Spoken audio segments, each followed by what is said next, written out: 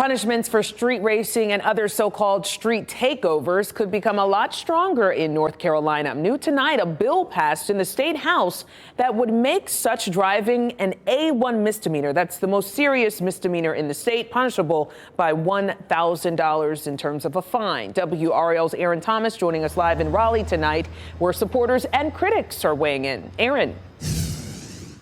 Yeah, that's right, Lena. In fact, so supporters, they say that the stiffer punishments are necessary to crack down on the street racing. In fact, it was actually here at this intersection of Atlantic Avenue and Six Forks Road that a street racing incident turned deadly back in March. You have opponents who worry that this legislation will lead to over-policing. Burnouts, speeding, stunts on public roadways.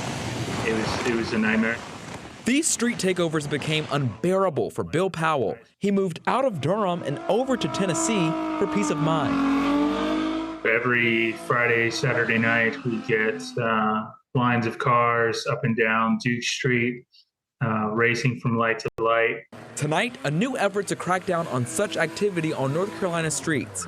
State lawmakers in the House passed Senate Bill 91. If this bill became law, drivers would be hit with the most serious misdemeanor in the state and a mandatory $1,000 fine.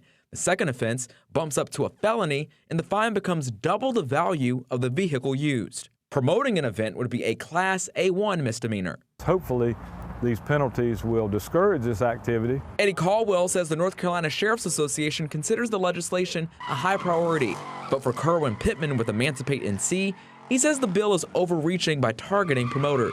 It is one thing to actually participate in the event versus sharing something on social media. People share thousands of things every day. People who've witnessed these acts for far too long say the bill is a step in the right direction.